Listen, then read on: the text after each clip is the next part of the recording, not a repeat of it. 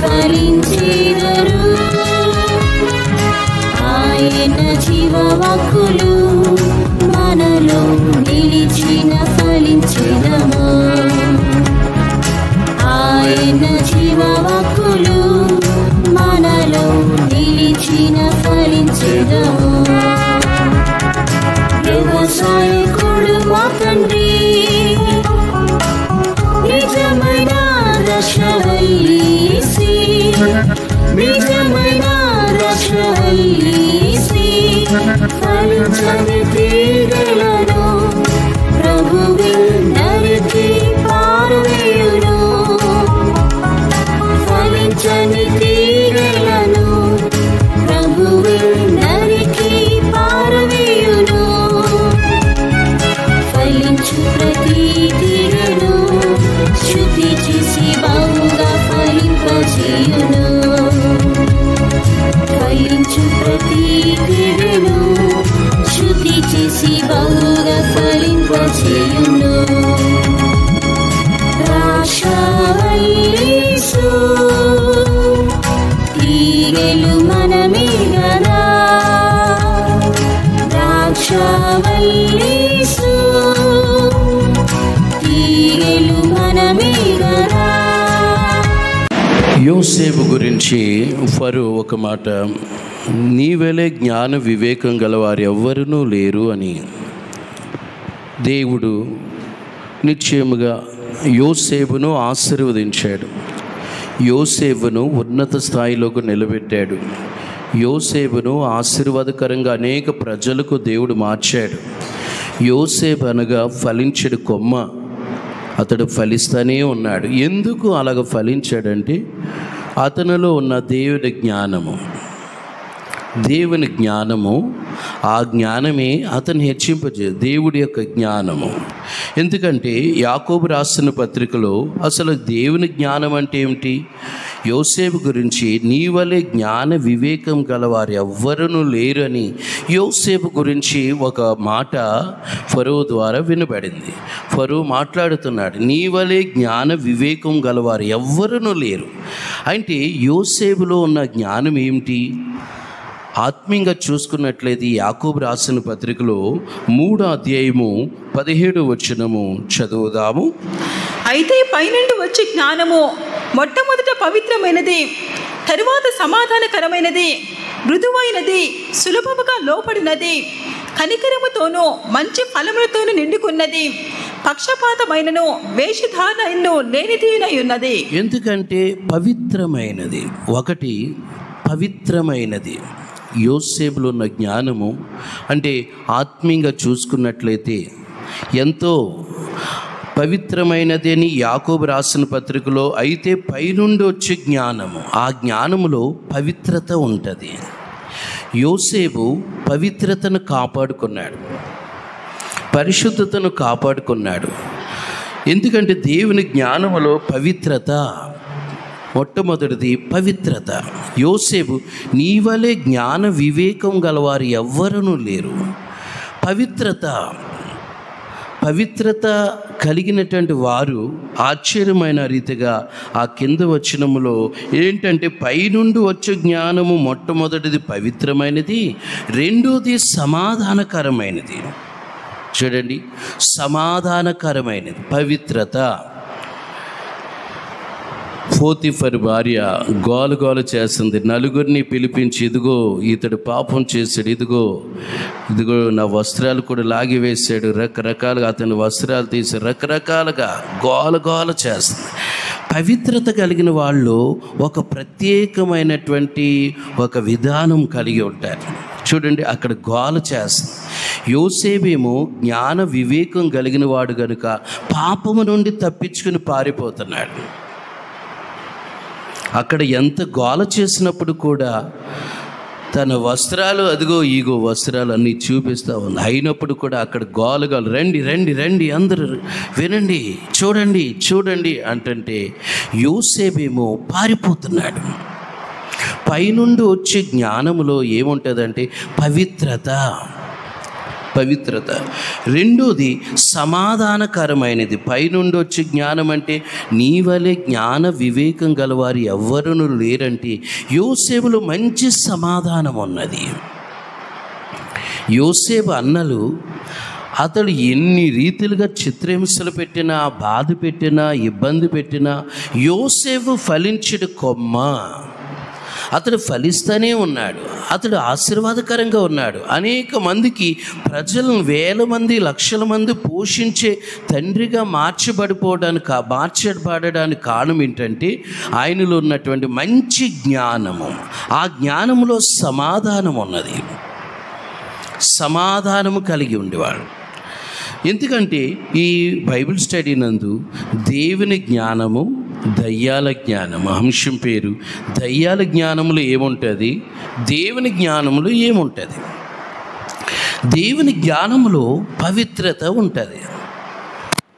దేవుని జ్ఞానములో రెండోది సమాధానకరమైనది. అది సమాధానం ఎప్పుడు కూడా అది సమాధానం కాపాడుకుంటూనే ఉంటుంది ఆ జ్ఞానం. దయ్యాల జ్ఞానం అయితే సమాధానం కాపాడుకోదు. దేవుని జ్ఞానం అనుకోండి సమాధానకరమైన పైనుండి వచ్చు జ్ఞానం ఏమనగా అది ఒకటి పవిత్రమైనది, రెండోది సమాధానకరమైనది. సమాధానకరమైనది దాంట్లో ఒక ప్రత్యేకమైనటువంటి ఆశీర్వాదం అని సమాధానం. సమాధానకరమైనది అంటే సమాధానం కాపాడుకుంటూనే ఉంటారు. ఆశ్చర్యమైన రీతిగా సమాధానం దేవుని జ్ఞానములో ఆ సమాధానం కాపాడుకుంటూనే ఉంటారు. మూడోది మృదువైనది, పైనుండి వచ్చే జ్ఞానం. 3వ అధ్యాయం 17వ వచనంలో ఎందుకంటే పైనుండి వచ్చే జ్ఞానం మొట్టమొదటి పవిత్రమైనది, సమాధానకరమైనది, మూడోది మృదువైనది. మృదువైన మాట. ఎందుకంటే అది కోపమును చల్లార్చును అన్నట్టుగా మృదువైనది. సామెతల గ్రంథములో మృదువైన మాట అది కోపమును కూడా చల్లార్చును అన్నట్లుగా అలాంటి మాట చదువుదాము. 15వ అధ్యాయము 1వ వచనము. మృదువైన మాట క్రోధమును చల్లార్చును. ఎందుకంటే క్రోధమును, పలు విధమైన క్రోధము చల్లార్చేస్తుంది. మృదువైన మాట దేవుని జ్ఞానములో మృదువైనది ఉంటుంది. ఒకటి పవిత్రమైనది, 2 సమాధానకరమైనది, 3 మృదువైనది. దేవుని జ్ఞానములో అది ఉంది, మృదువైనది. సైతాను ఎవరిలో ఉండి ఏ భర్తలో తమ కుటుంబంలో ఎవరిలో పనిచేసేదన ఉన్న ఆశ్చర్యమైన రీతిగా ఆ బలువు ఎక్కువగా అయిపోతున్నటువంటి మంటను కూడా మృదువైన మాట ఆ మంటను ఆర్పేస్తుంది. దేవుని జ్ఞానం అలాంటిది. దేవుని జ్ఞానం ఉన్న వాళ్ళలో మృదువైనది. మూడోది మృదువైనది. నాలుగోది సులభముగా లోబడినది. దేవుడు మాట్లాడుతున్నప్పుడు ఆశ్చర్యకరంగా సింపుల్గా సులభంగా బలి చేసేసారు. ఆ లెక్కలు చాలా కష్టం అనుకున్నారు, బలి చేశారు. పేపర్ బలి రాసేసారు. పరీక్ష ఎంత సులభంగా, చాలా ఈజీగా దేవుడు మాటలు చాలా ఈజీగా లోబడే వాళ్ళు ఉంటారు.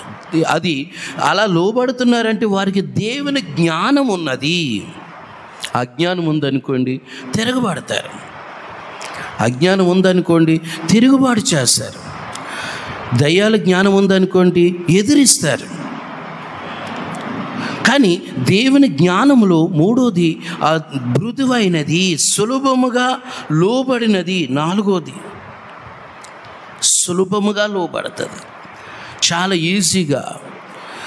దేవుడు ఆ చిన్న బిడ్డలు రండి అంటే ఆశ్చర్యమైన రీతిగా ఆ చిన్న బిడ్డలు కూడా దేవుడి దగ్గరికి పరిగెత్తుకుంటూ వెళ్ళిపోతున్నారు. ఆయా సందర్భాల్లో ప్రభు కూడా నీ పరుపెత్తుకుని వెళ్ళంటే సందేహించడం లేదు, వెళ్ళిపోతున్నాడు. పరుపెత్తుకుని వెళ్ళిపోతున్నాడు పక్షవాయు గలవాడు. సులభముగా లోబడినది. రండి అంటే ఆశ్చర్యమైన రీతిగా వస్తారు, వెళ్ళండి అంటే వెళతారు. సులభముగా ఏంటి ఆ మాట అనేదేంటి, అలా చేసేదేంటి, అలా చెయ్యాలా అనేదేమి. దేవుని జ్ఞానములో పవిత్రమైనది, పవిత్రత. పవిత్రతను కాపాడుకుంటారు. రెండోది సమాధానం కాపాడుకుంటారు. మూడోది మృదువుగా ఉంటారు. నాలుగోది సులభముగా లోబడతారు. సులభముగా, చాలా ఈజీగా, సింపుల్గా. చూడండి, ధనవంతుడు ఉన్నాడు, ఈజీగా ఏమైనా లోబడ్డా? నీ కలిగిన ఆస్తి బీదలకి ఇచ్చి నన్ను వెంబడించంటే సులభంగా ఏమైనా లోబడ్డా? ఆయనలో దేవుని జ్ఞానం లేదు, దయ్యాల జ్ఞానం ఉంది. అందుకని ఆ మాటను చదువుదాము. ప్రభు ఏమంటున్నాడు? ఇదిగో నీ కలిగి ఉన్న ఆస్తి అంతా అమ్మివేసి బీదలకిమ్ము అన్న మాట చదువుదాము. మార్కు సువార్త 10:21. 10వ అధ్యాయం 21వ వచనం. యేసు అతని చూచి అతని ప్రేమించి, నీకు ఒకటి కొదువుగానున్నది, నీ వెళ్ళి నీకు కలిగినవన్నీ అమ్మి బీదలకిమ్ము, పరలోకమందు నీకు ధనము కలుగును, నీ వచ్చి నన్ను వెంబడించమని చెప్పాను. అతని మిగులు ఆస్తి కలవాడు గనుక ఆ మాటకు ముఖము చిన్నబుచ్చుకొని దుఃఖపడుచు వెళ్ళిపోయాను. ఎందుకంటే దయ్యాల జ్ఞానం ఉన్నది. దేవుని జ్ఞానం ఉంటే అతడు అలాగన్నాడు. దేవుని జ్ఞానం ఉంటే సులభంగా, అవునయ్యా మీరు చెప్పిందే చేస్తాను, నాకు కలిగి ఉన్నదాన్ని ఆస్తిని అమ్మివేస్తాను. సులభముగా లోబడుట, దేవుని జ్ఞానములో ఈజీగా లోబడతారు. చాలా ఈజీగా, అది వద్దు, అది చేయొద్దు, అలా వెళ్ళొద్దు అని ఒకవేళ ప్రకటన వినబడిందా, ఈజీగా లోబడతారు. ఎందుకంటే దయ్యాల జ్ఞానం ఉంటే, ఆ యవనస్తుడు దయ్యాల జ్ఞానం ఉన్నందువలన లోబడ్డంలా. చూడండి, గెహజీలో దయ్యాల జ్ఞానం ఉంది కాబట్టి రకరకాల లోక సంబంధమైన వాటి కొరకు ప్రయాసపడ్డాడు. నయమాన్ కూడా చూడండి, దయ్యాల జ్ఞానం ఉంది కాబట్టి ఎలీషా అంటున్నాడు, దేవుని జ్ఞానం పొందుకున్న ఎలీషా ఏమంటున్నాడు? నువ్వు 7 సార్లు యోర్దాను నదిలో మునుగు. దేవుని జ్ఞానములో సులభముగా లోబడినది అదొక మాట. 4వ మాట, పైనుండి వచ్చే జ్ఞానం ఏమనగా పవిత్రమైనది, సమాధానకరమైనది, మృదువైనది, సులభముగా లోబడినది. నయమాను సులభముగా ఏం లోబడ్డంలా, కుష్ఠరోగం పోగొట్టుకోవడానికని వచ్చాడు. కానీ దేవుని ఆత్మ జ్ఞానం పొందుకున్నటువంటి ఎలీషా దైవజనుడు మాట వినకుండా ఎదురాడుతున్నాడు. మా ఏరియాలో అక్కడ నదులు లేవా, సరస్సులు లేవా, అక్కడ మునుగులేనా, ఇక్కడికే యోర్దాను నదిలో మునగాల అన్నట్టుగా ఎదురాడుతున్నాడు ఫస్ట్లో. అది దేవుని జ్ఞానం కాదు. దేవుని జ్ఞానం ఉంటే సులభంగా లోబడతారు. దేవుని జ్ఞానము కాక దయ్యాల జ్ఞానం కాబట్టి ఏమంటుంది? రౌద్రుడై కోపం తెచ్చుకుని, దైవజనుడైన ఎలీషా చెప్పిన మాటకు రౌద్రుడై కోపం తెచ్చుకున్నాడని ఆ మాట చదువుదాము. 2 రాజుల గ్రంథము 5:10. 5వ అధ్యాయం 10వ వచనం. ఎలీషా, నీవు యోర్దాను నదికి పోయి 7 మార్లు స్నానము చేయము, నీ ఒళ్ళు మరల పాగై నువ్వు శుద్ధుడు వగుదువని అతనితో చెప్పినకు ఒక దూతను పంపాను. అందుకు నయమాను కోపము తెచ్చుకొని తిరిగిపోయి ఇట్లనెను, అతను ఎద్దకు వచ్చి నిలిచి తన దేవుడిని యెహోవా నామమును బట్టి తన చెయ్యి రోగముగా ఉన్న స్థలం మీద ఆడించునని కుష్ఠరోగం మానుపున నేను అనుకుంటుని, దమస్కు నదులైన అపానాయును ఫర్పరును ఇశ్రాయేలు దేశంలో నదులన్నిటికంటే శ్రేష్టమైనవి కావా, వాటిలో స్నానం చేసి శుద్ధి నొందలేనా అని అనుకుని రౌద్రుడై తిరిగి వెళ్ళిపోయాను. ఎందుకంటే అక్కడ ఒక వివాదం లాంటిదే, అక్కడ ఒక వివాదం పెట్టుకున్నట్లే. అక్కడ లేవా, అక్కడ ఒక గొడవ పెట్టుకున్నట్లే. నేను అంత దూరం నుండి వచ్చాను. దేవుని జ్ఞానం ఉంటే సులభముగా లోబడినది. వివాదము, అక్కడ వివాదం, రకరకాలుగా రౌద్రుడై కోపం తెచ్చుకొని తిరిగి వెళ్ళిపోతుంటే దేవుని జ్ఞానం పొందుకున్నటువంటి నయమాను దగ్గర ఉన్నటువంటి ఆ క్రింద అధిపతి ఏమంటున్నాడు? అయ్యా, ఆయన ఏమన్నాడు? డబ్బు ఇమ్మన్నాడా, ఐశ్వర్యం ఇమ్మన్నాడా, బంగారం ఇమ్మన్నాడా? 7 సార్లు యోర్దాను నదిలో మునగమన్నాడు, అంతే కదా. నయమానుకి లేదు, కానీ ఆ దేవుని జ్ఞానము నయమాను దగ్గర ఉన్నటువంటి అసిస్టెంట్కి ఉంది, ఆ కింద అధికారికి ఉంది. ఆయన ఏమన్నాడయ్యా? ఆయన సులభముగా లోబడినది, ఆయనలో ఆ క్రియ ఉంది. ఆయన ఏమన్నాడయ్యా? యోర్దాను నదిలో 7 సార్లు మునగమన్నాడు. అంతే కదా, బంగారం అడిగాడా, డబ్బు అడిగాడా, ఏమడిగాడు అన్నట్టుగా అతనితో ఆ మాటలు కూడా చదువుదాము. 2 రాజులు గ్రంథము 5:13. 5వ అధ్యాయం 13వ వచనం. అయితే అతని దాసుల్లో ఒకడు వచ్చి, నాయన, ఆ ప్రవక్త ఏదైనా ఒక గొప్ప కార్యము చేయమని నియమించినడిలా నీవు చేయకుందువా? అయితే స్నానం చేసి శుద్ధుడవు కమ్మను మాట, దానికంటే మేలు కాదా అని చెప్పినప్పుడు. చూసారు, సులభముగా లోబడినది. వివాదం పెట్టుకోలేదు. నయమాన్ ఏమంటాను, వివాదం పెట్టుకున్నట్లుగా నేనే. వివాదం పెట్టుకుంటున్నారంటే దయ్యాల జ్ఞానం ఉందని అర్థం, దేవుని జ్ఞానం లేదు అని అర్థం. వివాదము, దయ్యాల జ్ఞానంలో ఒక లిస్టు, ఒక పేరు. ఇది యాకోబు రాసిన పత్రిక 3వ అధ్యాయము 15వ వచనం నుండి చదువుదాము. అయితే పైనుండి వచ్చి జ్ఞానము మొట్టమొదట పవిత్రమైనది, తరువాత సమాధానకరమైనది, మృదువైనది, సులభముగా లోపడినది, కనికరముతోనూ మంచి ఫలములతోనూ నిండుకున్నది, పక్షపాతమైనను వేషధారణ అయినను లేనిదియునై ఉన్నది. అలాగే 15వ వచనం చదువుదాము. ఈ జ్ఞానం పైనుండి దిగి వచ్చినది కాక భూ సంబంధమైనదియో ప్రకృతి సంబంధమైనదియో దయ్యముల జ్ఞానం వంటిదియునై ఉన్నది. దయ్యముల జ్ఞానం వంటిదై ఉన్నది. చూసారా, దయ్యాల జ్ఞానములో ఏమేమి ఉన్నాయి? ఈ 16వ వచనములు 1 by 1 చదువుదాము.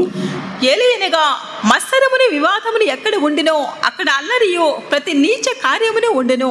ఏలయనగా దయ్యాల జ్ఞానములో మత్సరం, కుళ్ళు, తంత్రం, మత్సరము.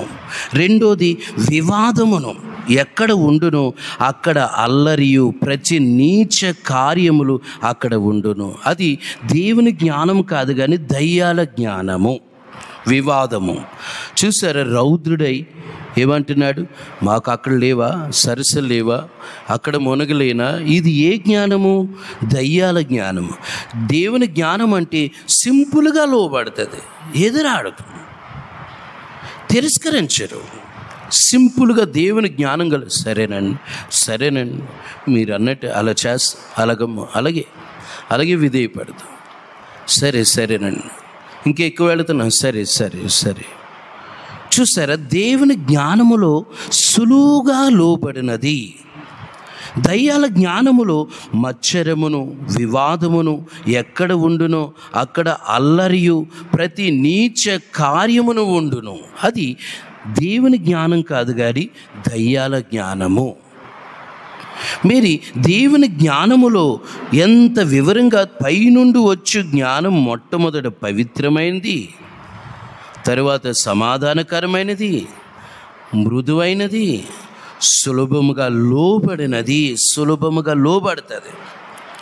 చాలా ఈజీగా లోబడుతుంది. దేవుని జ్ఞానము సులభముగా లోబడినటువంటి వారు ఎంతోమంది ఆశీర్వదించబడలేదా?